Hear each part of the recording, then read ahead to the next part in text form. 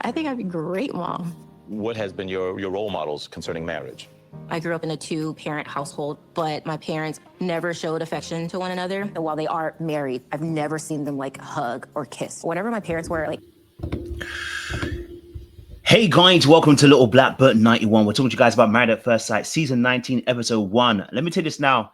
This is looking like a really good season. Why do I say this?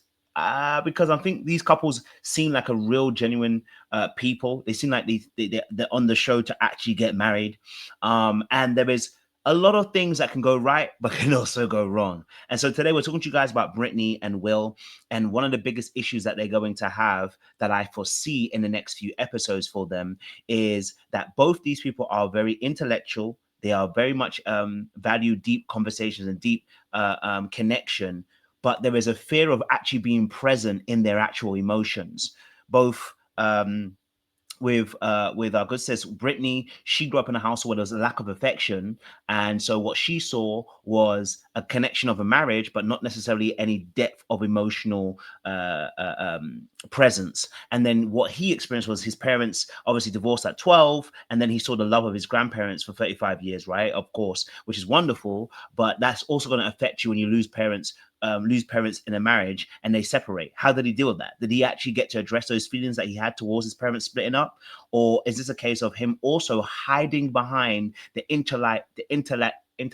oh my gosh, hey, Kibodo Godesh, Father in heaven, intellectualization of his own emotions, right? Which is simply you kind of just stating, I feel angry, but you never ever worked through it, you never moved through it, you never felt it. You're kind of just saying that is what it was. And I think that both of them are actually quite similar. And so we're going to talk a little bit about attachment styles, because I think that's also going to play a massive role in how they're going to interact. So if you don't know anything about attachment styles, I will give you a little bit of an introductory. But these two have good potential. The problem is whether they're going to be able to work out those potentials in amongst some of the other aspects that are going to play a role in, which is the emotional lack of presence, that whether they can communicate their feelings and wants and needs, and whether how they're going to deal with their rejection and perceived rejection and how they deal with that. Okay, so if you're new to the channel, do me a massive favor, like it, share, subscribe, click on that bell button for notifications of the uploads. You already know what time it is, baby. We're gonna get into this. You got the minerals, you got the minerals. Stay hydrated because the streets out here are hot. Let's get into this video, okay? I want to play a little bit more of this clip.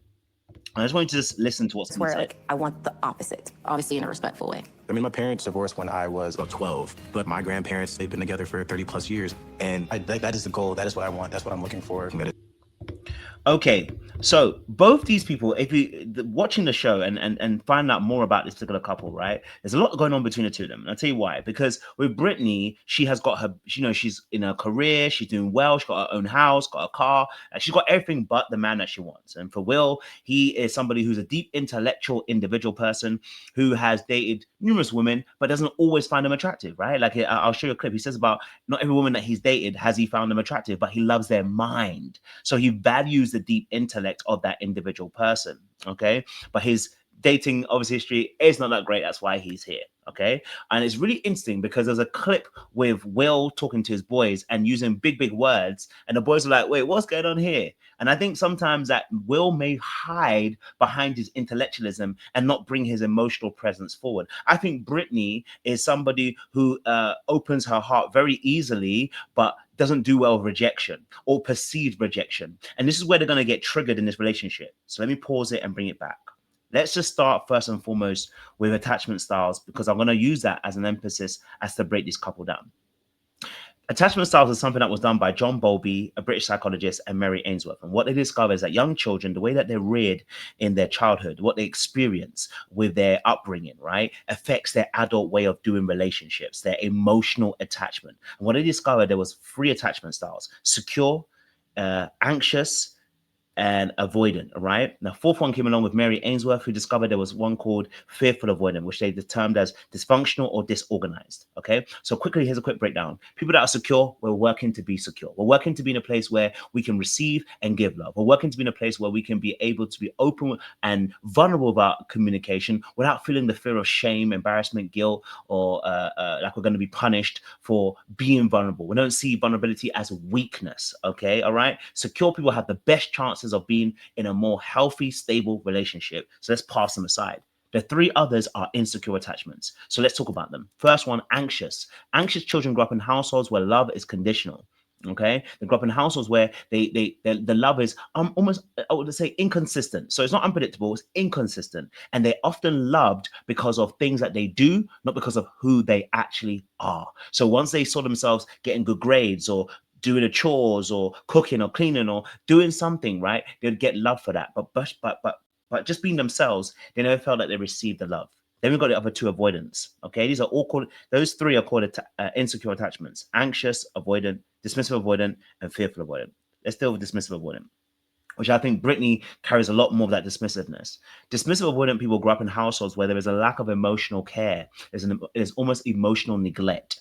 Okay, so part of what Brittney said will be actually geared towards that emotional neglect. Never really seen your parents show that appreciation, that love for each other, and more than likely, she never really got that emotional care as well from her parents, the way that she would have needed it as a young child. Okay, all right. And so what happens is a child grows up in a household where their emotional needs can be neglected. And so what ends up happening is they become hyper independent and self-reliant. Their motto is, I can do it all I can do all good by myself. Okay, I don't need nobody else. I don't want to ask for help, right? And their biggest fear is rejection.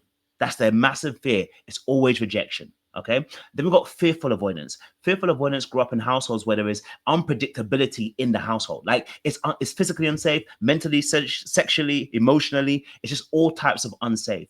Why? Because the parents are both the comfort and the fear. The parent could be an angry parent. You ever been to a household where your parents are so angry, you're not sure what's going to happen today? They're going to be angry, or they're going to cuss you out today, or they're going to be your best friend today, right? The unpredictability of those parents. Parents that are got addictions like drinking or drugs. Parents that are narcissistic. Parents that are abusive. Those kind of households where parents grew up in. Or it could have been that your parent maybe abandoned you a lot when you were a young kid and left you in different households where you are unsafe. That can also be a fearful avoidant aspect. The key thing here is love associates with harm, okay? And their biggest fear is betrayal, rejection, and abandonment. All three, okay? That's why they call it dysfunctional, disorganized. And they are labeled oftentimes by their hot and cold behavior, their on and off behaviors, okay? Now, what's really intriguing about this is that with Brittney and Will, and I think I can play a little bit of a clip of their situation, right? Because there was a part where he was talking, and I thought it was quite interesting about him saying he doesn't date unattractive. He's dated unattractive women before as well, and it's not been necessarily a problem for him because it's all about the deep connection. So here we go. Let me just put this clip here. On Tinder once, didn't know she was married. I was like, yo, another reason not to be on any of those dating apps. I've dated girls that I was extremely attracted to, and girls that I appreciated their mind more. I mean, like, there's a difference. I mean, I've also met women that. Okay, so it's really interesting. Again, he mentions about dating people that maybe he wasn't necessarily attracted to, but he was attracted to their mind. I ain't gonna lie to you. I know you're thinking the same thing I'm thinking, right? My first thought towards the scenario was he a little bit sweet. I ain't gonna lie to you. I'm sorry. Masculinity has a spectrum, and I am very biased and I'm very stereotypical. So that's why I have to also catch myself and be fair that I'm being very stereotypical when I say this. Okay, but he was giving me a little bit sweet. That's my first impression. But just taking him on board and just kind of hearing some of the things that he's experienced and what he's gone through and his background as well, I felt like these two are going to intellectualize their feelings. They're not going to really be able to go into depth with their actual feelings because their feelings are actually painful, right? What they've grown up in a household is, if your parents split, what happens often to that child is you almost have two parents you have to kind of play the game with, but you may not be able to say how you truly felt about their split. You might have been angry about it. You might have been happy about it. You might have been hurt by it, right? But oftentimes what happens is your emotional needs go on a back burner because you are trying to play the good child to make sure that your parents don't abandon you or leave you alone. Now, this can create an anxious child, but it can also create a child who's also very avoidant. And that could be the fearful avoidant, because fearful avoidants carry both an anxious and also an avoidant perspective. And I say this to say, because of the way that he's so strong and secure in the fact that he's like, whatever happens, happens. Whatever comes. Like, things can go wrong and stuff like that. But he can be sometimes very cold. And we see that later on in other episodes. I've watched the first 4. So you see him a little bit later on, he can be very cold. And he starts to disassociate his own needs to supply the other person's needs, which is a very anxious trait, which fearful avoidance also can end up doing. So we see this with him later on in the episodes. But just taking on what happened this episode, what we are seeing is that the intensity behind intellectualism is something I often see with avoidance. They pride themselves on intellectualism. I know because I'm one of them. And so what they love is being able to say, I'm strong because I have my intellect. I'm strong because I'm wise. I'm strong because I have money. I'm strong because I have a great career. I'm strong because I have my house. And what these are pillars of individualism. And these individualistic ideas are to cement that these people are worthy and valuable, not because of their emotions, but because of what they did. Remember, avoidance grew up in households where they're emotionally neglected in some shape or form, whether it's on purpose or not on purpose. So parents splitting can end up emotionally neglecting you because they're focused on each other and not trying to hurt each other, even though they're telling themselves it's the kids that are most important. And so what you end up having is that you're grounded in something that prevents you from emotionally being present, because avoidants struggle to be emotionally present in certain instances because of the fear of rejection. Okay. So what they have to do is build a guard so that when they are, if there is a case of rejection, they can say, well, you know what, it is what it is. You know, it's not that deep, or, I never liked you anyway. Right. And they usually have that guard, and that guard is for Will, it is his intellectualism. For Brittney, it's her materialism. Not that she's materialistic, her materialism. I've got the house, I've got the car, I've got the dog, I've got this, I've got that. Like, all I need is a man now. Right. And so we hear about Brittney and actually her dating in the past. We hear about his, but it's not so great. His is that he can date people that are unattractive and he wants their mind. I wonder how much he was actually tapping into his actual emotions. He wants their mind, but how much do you want their emotions? How much are you willing to be able to be present emotionally and connect with them on that level yourself? Attraction is also a part of that. Like, I know a lot of people want to brush it aside, but attraction is a part of that. If you weren't attracted to them, but you're attracted to their mind, I do believe in sapiosexuals being existing, but I also believe that some people intellectualize how they feel. Okay, so with Brittney and Will, there's something else I want to show you on their aspect in terms of something that she said, because she spoke about her dating. Actually, I don't think it was on this episode, it was on another episode. She said that she's dated men, but they've never really been on her particular wavelength, and that she's dated men, and it only lasts sometimes 3 months. Okay. You guys have vocab tests in like high school? Be nice. What made you do Married at First Sight? I mean, because I'm big on commitment, and the men that I've been with and like I've dated, they just haven't been on that same wavelength. And now, why are those men not on the same wavelength? Well, the men are not on the same wavelength because more than likely she might not be committed herself. She might say she is, and she might think she is, but actually maybe she commits to the wrong kind of people. Maybe she overcommits.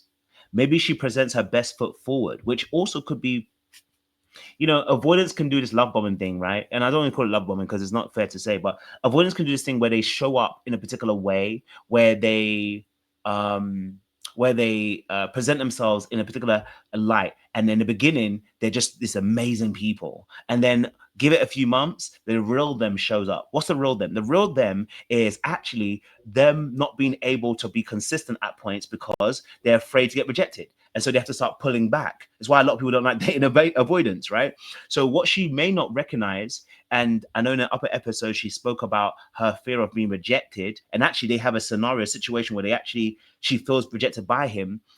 That fear of being rejected is because you're not showing up as your true self as you. When you show up first, you've put a character forward, you've put your representative forward, right? And you put your best foot forward, but now you need to show up vulnerably. And for avoidance, whether you're dismissive or fearful, it's very difficult to then show that vulnerable side, because if you show that vulnerable side, someone can actually reject you for you. And remember, the key core wound for avoidance is that they can never really be themselves because they never had their emotional needs met. So relationships are built on emotional attachment and emotional bonds. And so the maintenance of a relationship requires you to show up emotionally. If you haven't had to do that since you were a child because you only thought about solutions, you've always had to be able to be solution orientated. I've got to get it done, because in life, emotions aren't that important. What's important is that results are. What's going to happen when you get in a relationship is results aren't that important. What's actually important is emotional connection. Being right isn't the greatest thing. Being understood is the greatest thing. And so if you're used to showing up in a way where your emotional presence is actually your solution orientated, you get things done, but you don't actually emotionally connect and actually open your heart up, you're going to cause yourself to be very guarded. And the other person's going to feel like they're being kept out. And this is going to cause them to actually not connect in a way that's going to cause a strong bond and a strong link to take place.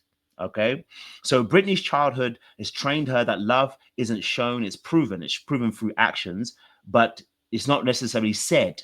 Okay, and Will doesn't lean in emotionally. So does that mean that she's going to feel like he's not chasing her or wanting her or pursuing her? Right? His regimented feeling might also feel like to her that he's not approaching her, he's not coming after her. You know, and so how are both of them going to deal with rejection? How are both of them going to deal with affection and emotional expression? How are they going to deal with vulnerability?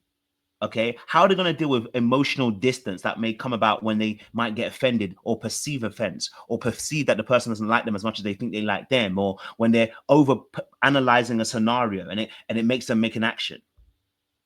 Okay. All right. So a lot of this stuff, okay, is understanding that, understanding that being in your head too much is going to cause you to fail. Being in your head too much is going to cause you to create distance between you and your partner. And that with Will, we'll see him minimalizing emotional issues rather than addressing them. We're going to see that in later episodes, right? We saw in this episode how second episode, sorry, how he combated the father about religion, right? He was very intellectual about it and very matter of fact about it. Nothing wrong with that. But again, how would that play into the relationship? So I'm going to leave it here. I believe that the chaos that's going to come from these two is their intellectualizing of feelings, their lack of vulnerability, their fear of rejection, and also how they're going to actually connect. Who's going to feel like who's going to have to pursue who? You know, they made a joke in this wedding about sex, and he said, "I want to go." Well, she kind of alluded to how they would go to bed or whatever, and he kind of made it like, "Oh, he's going to go to bed. He's going to go to sleep." And you kind of see her face a little bit change, and you recognize that actually, is she perceiving that as a rejection again once more? That he wants to go to sleep instead of doing something before they go to bed. So we can see already that this perception of rejection for avoidance is what causes issues. What's going to solve that is you being transparent and open and loud about how you actually feel and talking and saying, hey, I feel this way. But look, my time is up. Make sure you guys like, share, subscribe, click on the bell button for notification of uploads. I hope you guys have learned something. And whatever you learned, comment down below. Let me know your thoughts as well, okay? And make sure you like, share, subscribe. And don't forget, hype this video up, because when you hype it, more people get to see it as well. We appreciate you guys. Stay locked, stay loaded. We'll see you again very, very soon. Au revoir. Don't do anything I wouldn't do, because listen, the streets out there are cold and nasty, okay? Cold and nasty. Black book. You know what time it is.